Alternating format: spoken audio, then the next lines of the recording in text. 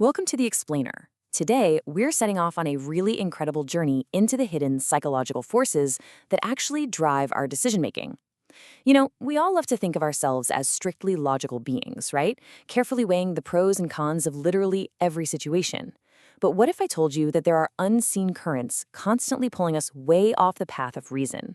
Okay, let's dive right into this. We're looking at the central thesis of a really fascinating book called Sway by Ori and Ram Brafman. Now, the natural assumption we all make is that highly trained experts, people like doctors, pilots, engineers, are pretty much always logical.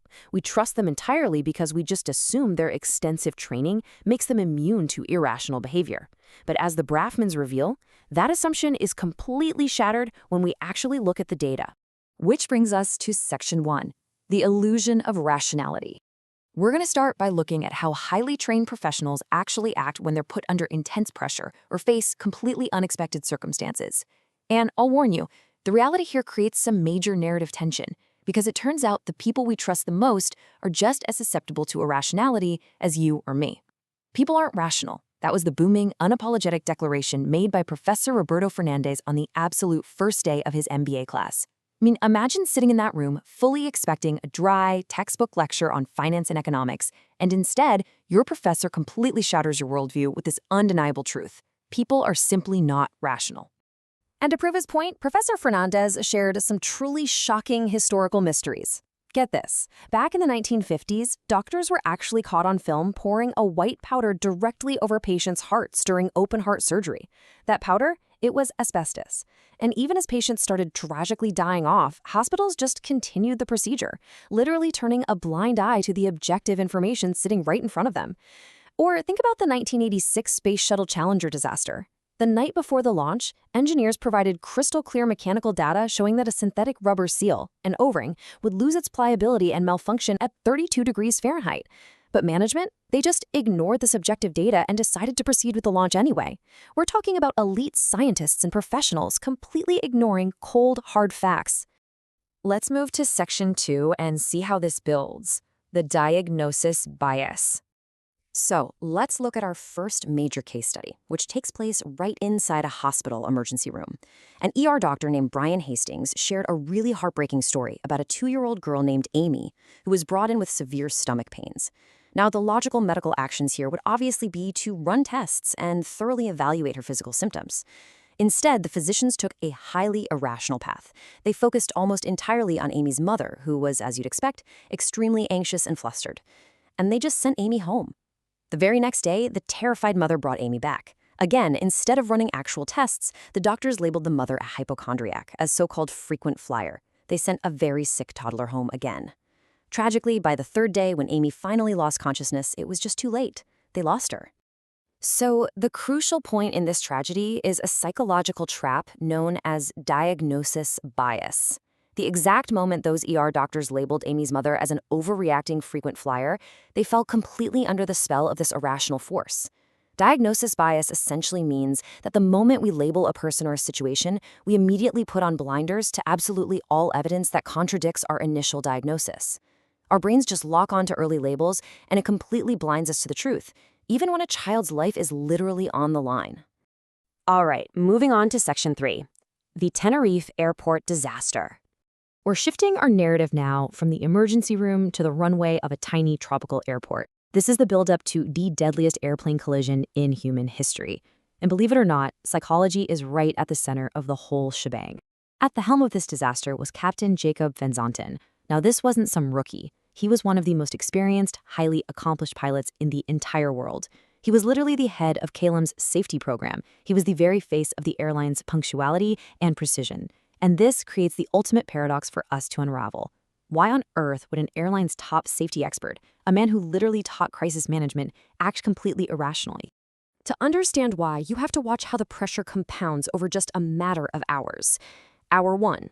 Captain Van Zanten's flight is suddenly diverted to a small airport in Tenerife because of a terrorist bomb at his actual destination in Las Palmas.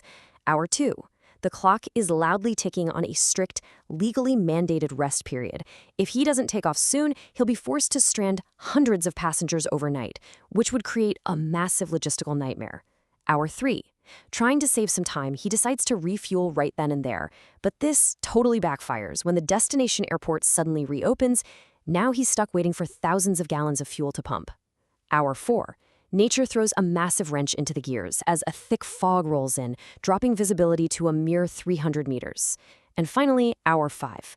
The cascading failures and extreme mounting stress completely degrade his rationality. The captain revs his engines and actually initiates takeoff without final air traffic control clearance. He completely ignored the lack of takeoff clearance. He just turned the throttles to full power and roared down that foggy runway. But hidden in that thick fog was a parked Pan Am 747. Van Zanten's plane tragically collided right into it. 584 lives were lost that day. And this brilliantly, though tragically, illustrates a terrifying reality. Extreme psychological pressure can completely override a lifetime of rigorous, world-class safety training. Which leads us directly into Section 4, the power of loss aversion. So how does something like this even happen?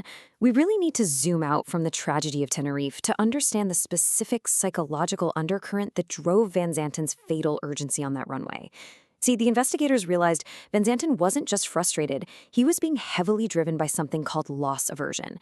This is our innate tendency to go to extreme lengths to avoid possible losses. The captain was desperately trying to avoid a massive loss, the loss of time, the loss of his spotless professional reputation, and the absolute logistical nightmare of a canceled flight and stranded passengers. The looming threat of that loss entirely hijacked his logical brain. Now, what's really interesting about this next point is just how powerful this force is. Consider this fascinating metric, 2.5 times. To make loss aversion highly relatable to all of us, we're going to turn to the research of Professor Daniel Putler. Now, he studied something far less lethal than an airplane runway. He studied the everyday grocery store. Specifically, he wanted to see how we buy eggs. When we track consumer reactions to egg prices, a totally bizarre pattern emerges. When the price of eggs drops, people are mildly pleased, right? And there's a slight predictable increase in buying.